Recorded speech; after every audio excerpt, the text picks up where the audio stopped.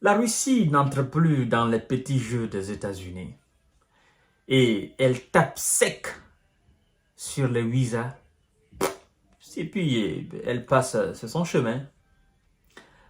Le représentant de Vladimir Poutine, de sa grande Russie de 17 millions de kilomètres carrés, Vassili Nebenzia, auprès des Nations Unies qui est devenue la salle de danse de tout le monde, il tape clairement sur les Occidentaux et sur leur double standard par rapport à cette histoire de soldats nord-coréens en Russie.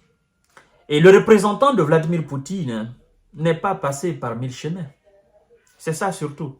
C'est-à-dire la froideur, le calme dans lequel il a dit, en fait, vous savez, lorsque vous avez raison, il ne sert à rien de gronder quand vous parlez.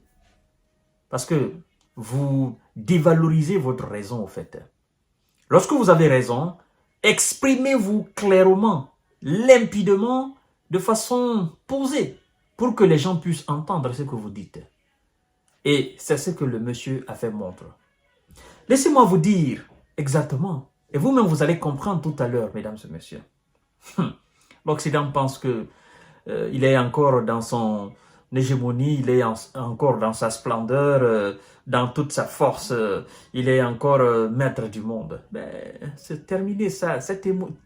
Vous savez, les Russes ont dit que nous allons éliminer tous les vestiges de la domination américano-occidentale dans le monde entier. Et c'est ce qu'ils sont en train de faire. C'est clair et net.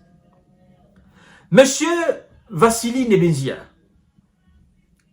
l'Occident prétend que la Corée du Nord coopère militairement avec la Russie alors qu'il mobilise lui-même son potentiel pour aider le régime de Volodymyr Zelensky.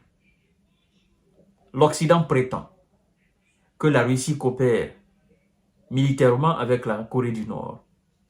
Le même Occident mobilise pendant ce même temps son potentiel militaire pour aider le régime de Volodymyr Zelensky. Bon, nous Russes, officiellement nous avons signé un accord avec la Corée du Nord. Mais vous, avez-vous signé des accords officiellement avec l'Ukraine? Qu'est-ce qui vous lie à l'Ukraine, qui n'est pas un pays membre de l'OTAN? Qu'est-ce qui vous lie à l'Ukraine, qui n'est pas un pays membre de l'Union européenne? Qu'est-ce qui lie les États-Unis à l'Ukraine? Ou bien vous voulez nous dire que l'Ukraine fait partie des 50 et quelques États des États-Unis? À ma connaissance, non. Donc, arrêtez votre double standard. Ça ne marche plus. C'est terminé ça. Le monde entier voit ce que vous êtes devenus. En réalité, vos discours ne passent plus. Parce que les gens ne vous considèrent plus. Et chaque jour qui passe, vous vous ridiculisez davantage. C'est parce que pendant que vous faisiez vos marmailles, il n'y avait pas de véritable contrepoids. Et aujourd'hui, il y a ce véritable contrepoids-là. BRICS. Souvenez-vous, Vladimir Poutine a dit carrément et clairement aux Occidentaux, nous allons éliminer les vestiges de la domination américano-européenne à travers le monde. C'est ce qu'il est en train de faire. Il vous a beaucoup respecté, vous n'avez pas compris. Maintenant, vous allez lire l'heure. Monsieur Vassili Nebenzia, le diplomate russe auprès des Nations Unies, continue en disant ceci, mesdames et messieurs. Si vous n'êtes pas encore abonné à ma chaîne YouTube Kanteji Visionnaire, je vous prie de vous abonner et d'activer la cloche de notification, mais aussi de partager la vidéo dans tous les groupes possibles. C'est pour la bonne information, c'est pour l'éveil de conscience. C'est pour que les gens sachent réellement dans quoi nous sommes aujourd'hui. C'est pour vous dire combien de fois l'Occident a perdu ses deux pieds. C'est pour vous dire combien de fois l'Occident est désemparé, l'Occident ne sait plus à quel sein se vouer. Monsieur le diplomate russe continue en disant ceci. Imaginons que tout ce que prétendent nos collègues occidentaux sur la coopération militaire entre la Russie et la Corée du Nord est vrai. Imaginons que c'est vrai.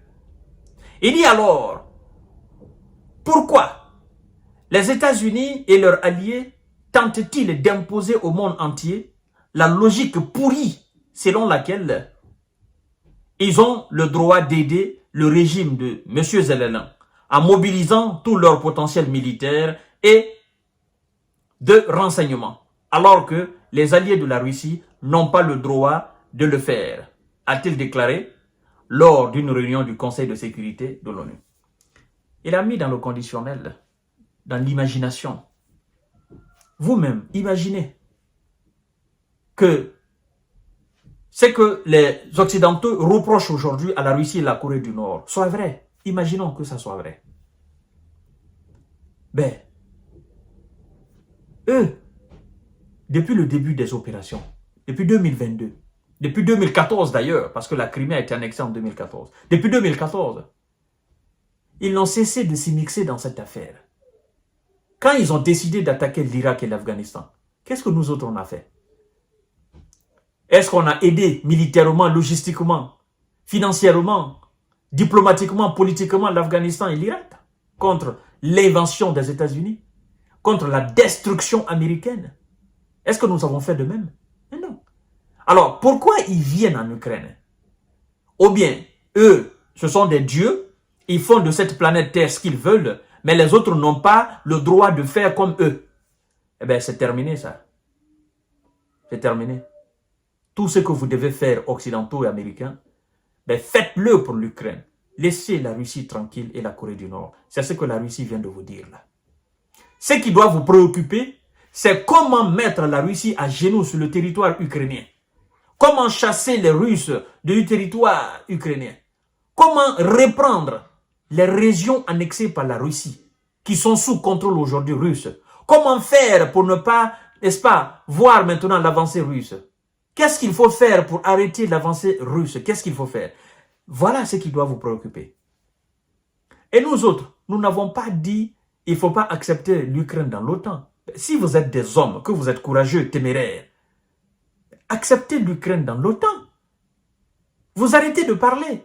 Et puis, vous vous apprêtez maintenant à recevoir les conséquences de cela. Nous n'avons pas dit n'amenez pas telle arme en Ukraine. Nous n'avons pas dit n'acceptez pas l'Ukraine dans l'OTAN. Nous avons dit ça n'entre pas dans l'OTAN. Mais si vous estimez que l'Ukraine a la légitimité, la légalité d'entrer dans l'OTAN, mais acceptez-le. Et puis vous vous attendez maintenant aux conséquences. Au lieu de faire tout ce bruit, toute cette paperasse, oh machin, arrêtez. Vous venez de prouver aux yeux du monde que face aux faibles, vous êtes très fort et face aux forts, en réalité, vous ne faites même pas le poids. Je vous donne rendez-vous tout à l'heure, mesdames et messieurs, pour notre série d'informations de décortiquage. L'heure est grave et l'heure est à la vérité.